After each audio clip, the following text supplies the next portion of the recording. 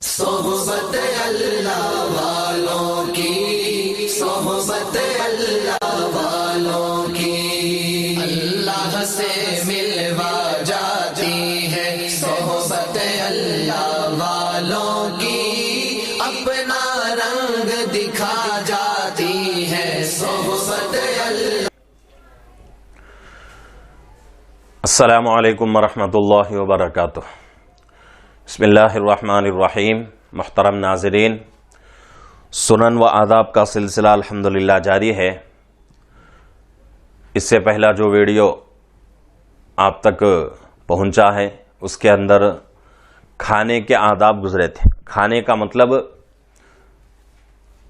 غذا جو ہم لے رہے ہیں اس کے تعلق سے، کھانا مطلب کھانا نہیں ہے، غذا کے تعلق سے کیا چیز ہم کھا رہے ہیں اس کے آداب بیان ہوئے تھے۔ اب کھانے سے پہلے کے آداب، ابھی کھانا نہیں ہوا، جو چیز ہم لے رہے ہیں کھانے میں اس کے بارے میں آداب گزر چکے۔ اب کھانے کی تیاری ہو رہی ہے، کھانے کی تیاری ہو رہی ہے، تو یہ جو ہے کھانے سے پہلے کے آداب ہیں، مکمل جو ہیں 7 ہیں۔ پہلا آداب یہ ہے کھانے سے پہلے دونوں ہاتھوں کو دھوئے، کھانے سے پہلے دونوں ہاتھوں کو دھوئے۔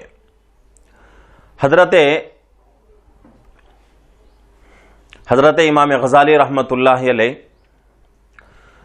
اپنی کتاب احیاء العلوم میں ایک حدیث تحریر کر رہے ہیں کہ اللہ کے نبی پاک صلی اللہ علیہ وسلم نے ارشاد فرمایا، کھانے سے پہلے ہاتھ کا دھونا غربت دور کرتا ہے، کھانے کے بعد ہاتھ کا دھونا رنج دور کرتا ہے۔ تو اس لیے ضروری ہے کھانے سے پہلے بھی ہاتھ دھوئیں اور کھانے کے بعد بھی ہاتھ دھوئیں۔ تو یہ پہلا ادب ہے کہ کھانے سے پہلے دونوں ہاتھوں کو دھوئیں۔ اب یہاں جو ہے ایک بات سمجھنا ہے کہ بھئی کوئی آدمی کھانا نہیں کھا رہا ہے، ہلکا پھلکا جو ہے درمیان میں کوئی چیزیں ہم کھاتے ہیں، مثال کے اعتبار سے جو فاسٹ فوڈ ملتا ہے شام کے وقت میں، جیسا کہ نوڈلز ہے اور اسی طریقے سے گوبھی ہے اور اسی طریقے سے اور بھی بہت ساری چیزیں ملتی ہیں، تو کیا ان کے لیے بھی ہاتھ دھونا ضروری ہے؟ تو اس کے بارے میں فقہاء اکرام فرماتے ہیں کہ بھئی ہلکے پھلکے ناشتے کے لیے ہاتھ دھونا کوئی ضروری نہیں ہے، ہاتھ اگر نہ بھی دھوئے تو کام چل جائے گا، لیکن اس کے اندر بھی احتیاط یہی ہے اور افضل چیز یہی ہے کہ اس میں بھی ہاتھ دھو کر کھائے، ہلکا پھلکا ناشتہ جو ہے وہ بھی جو ہے ہاتھ دھو کر کھانے کی کوشش کرے۔ دوسرا ادب دسترخوان بچھا کر کھائے۔ دسترخوان بچھا کر کھانا اللہ کے نبی پاک صلی اللہ علیہ وسلم کی زندگی کی سب سے بڑی سنت ہے۔ کبھی بھی اللہ کے نبی صلی اللہ علیہ وسلم دسترخوان کے بغیر کھانا نہیں کھاتے تھے۔ آج کتنے مسلمانوں کے گھر ایسے ہیں، کتنے مسلمان ایسے ہیں جن کو دسترخوان لفظ کا معنی بھی پتہ نہیں، دسترخوان کس کو کہتے ہیں اس کا بھی پتہ نہیں رہتا، بلکہ وہ لوگ جو ہے ان کے گھروں میں ڈائننگ ٹیبل رہتا ہے، وہ الگ مسئلہ ہے کہ بھئی اوپر بیٹھ کر کھانا جائز ہے یا نہیں ہے، جب بات آئے گی تو اس موقع پر عرض کروں گا۔ لیکن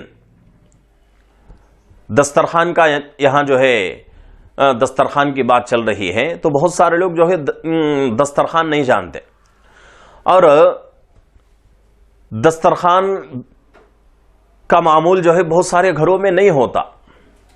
بعض کتابوں میں لکھا ہوا ہے کہ جو گھر دسترخوان کے بغیر کھانا کھاتا ہے اس گھر میں غربت آتی ہے، محبتیں ختم ہو جاتی ہیں اور لڑائیاں ہوتی ہیں، پریشانیوں کا وہ گھرانہ پورا مبتلا ہو جاتا ہے۔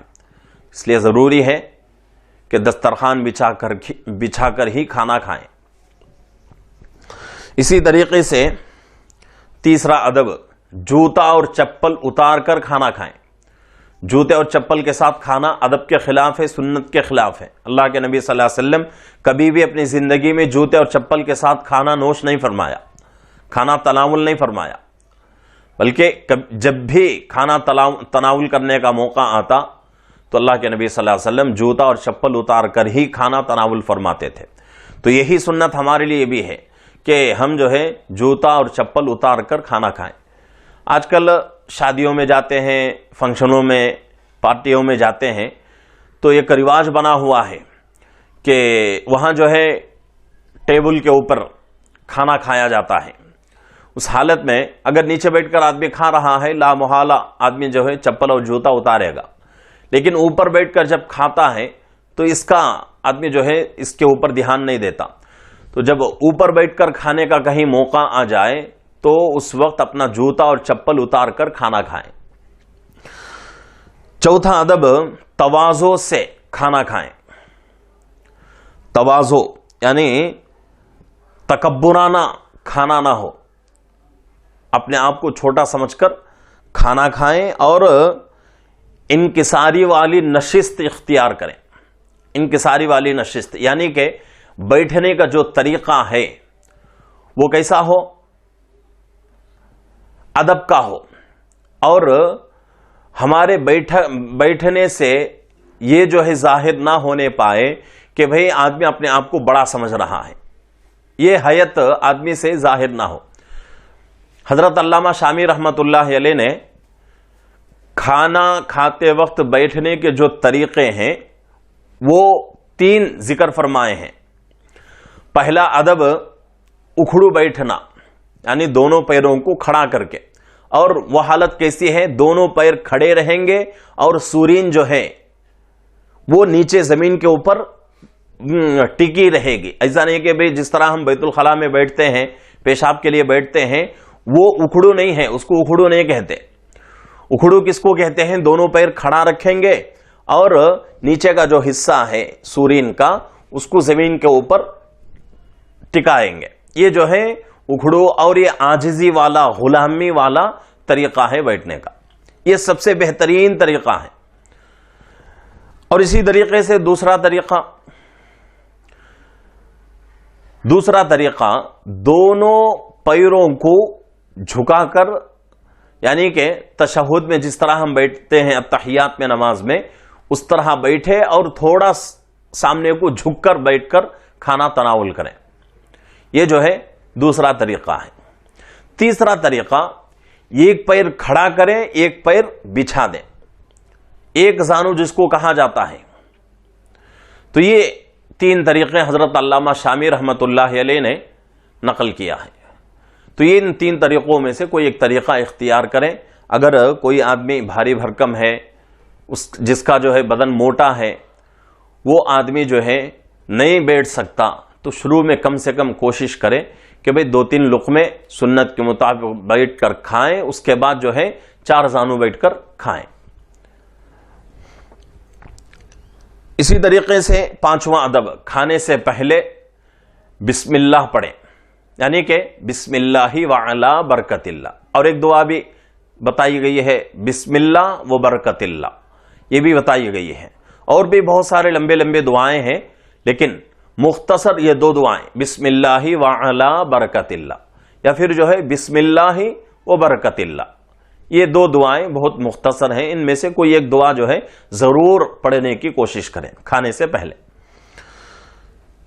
اسی طریقے سے 6واں ادب، کھانے میں عیب نہ لگائے، کھانے میں عیب نہ نکالے.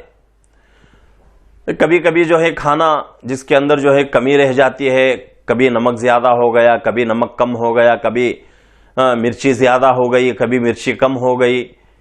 تو یہ ہوتا رہتا ہے. آدمی کو یہ جو ہے فرشتہ نہیں ہے کہ بھئی اس سے غلطی نہ ہو. ہر چیز بھی انسان سے غلطی ہو جاتی ہے، عورتوں سے بھی غلطی ہوتی ہے، مرد سے بھی غلطی ہوتی ہے.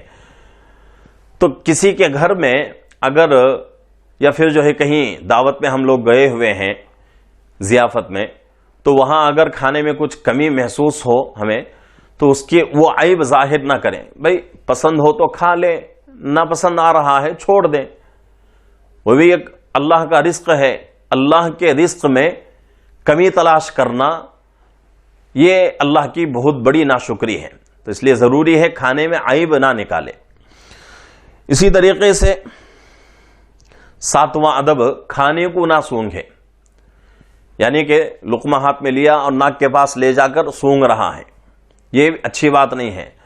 ہاں جب کھائیں گے ہم تو ہماری زبان اور ہماری ناک خود فیصلہ کرے گی کہ بھئی یہ کھانا اچھا ہے یا نہیں.